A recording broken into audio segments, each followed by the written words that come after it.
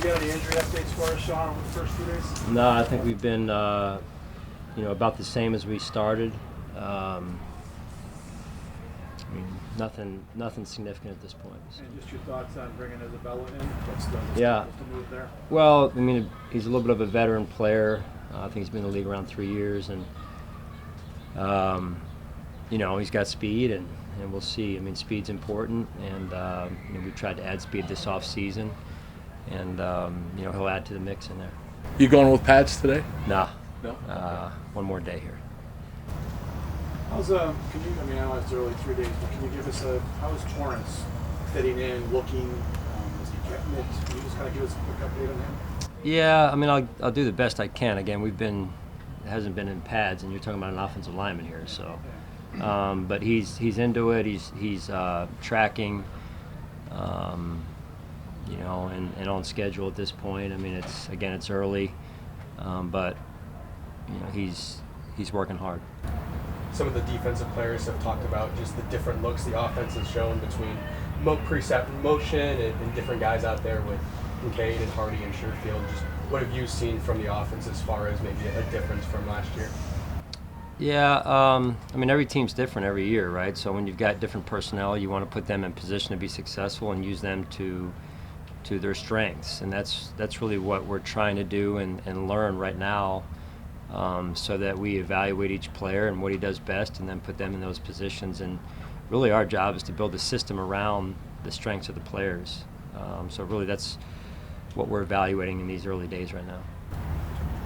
You said to kind of pump the brakes a little bit on Dalton Kincaid. Did I say pump the brakes? Are those your words? That's me kind of saying what you were alluding to, that we all needed to step back a little bit. After 3 days, he hasn't helped your argument there because he's looked pretty good. What have you seen from him? Yeah, Josh, I feel like again he's off to a good start.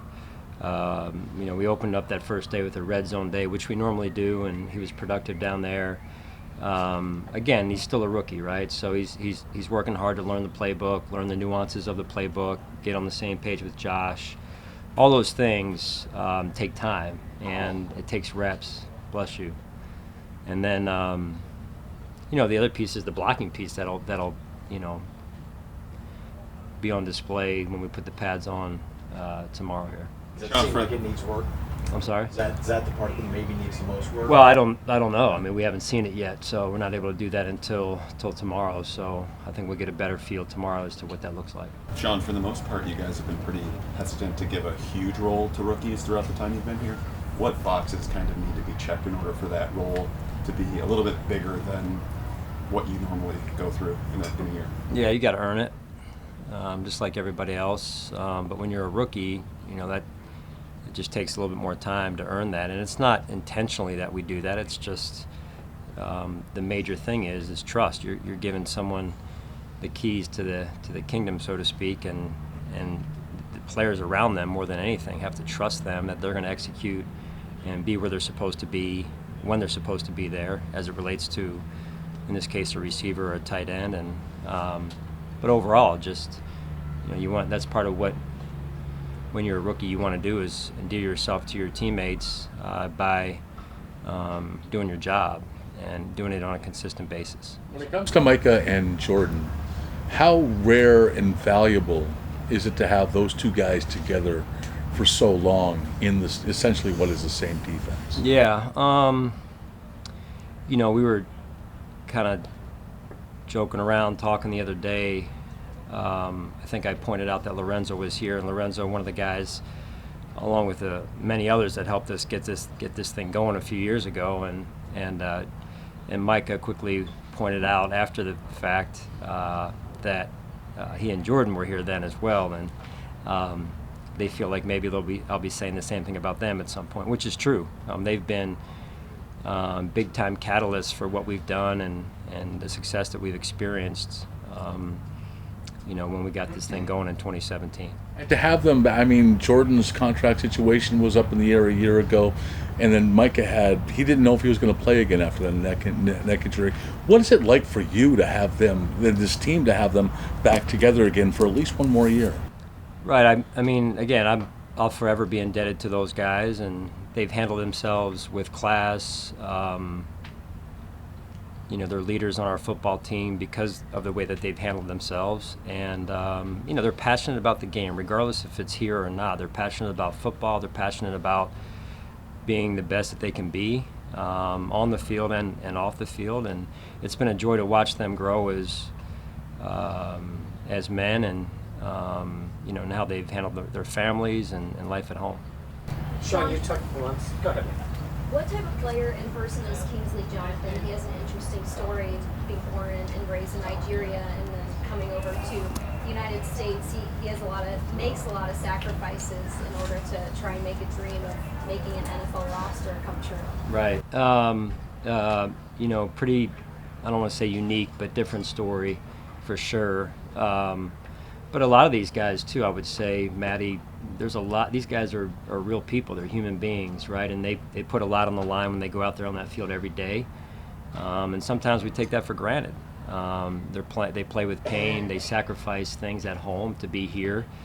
They have families also that they want to be around, but they understand that this is their job and their livelihood as well. So my hat goes off to those guys and what they go through on a daily, weekly, and yearly basis, because it's not easy. And so in Kingsley's situation, here's a young player that's away from home in certain ways. I think he's off to a good start. He's passionate about the game. He learns, he studies, and he plays hard. Sean, you talk about players earning chances, but you also need to see them in circumstances, like for, say, the middle linebacker spot.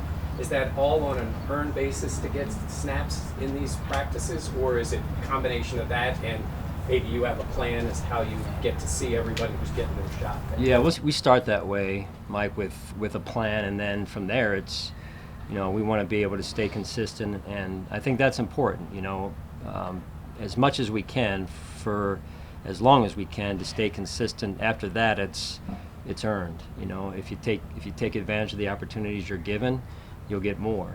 But if you don't, maybe not on the first chance, but after that, we're going to have to make some adjustments to playing time and opportunities. Because of how much is on the plate of the linebacker, is there an ideal time where you'd like to get that settled, or could you play this all the way out through 3 preseason games and even when the roster is set? Yeah, no, I'd like to get it settled at some point. I've got a rough estimate in my mind, but we're not there. We're not even close. Again, still today working without pads, but really just trying to evaluate right now who has the best command and who can lead our defense. Hey, Sean, along that same line, Spector got some first-team reps the other day.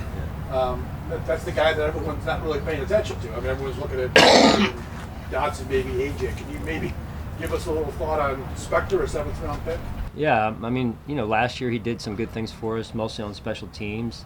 He's got a good feel for the game, and unfortunately he was a little banged up in the spring, so he didn't quite get the opportunities that we, or I'm sure he had hoped for. So we started, with him in the rotation like we had hoped to do in the spring, and we'll see where it goes from there.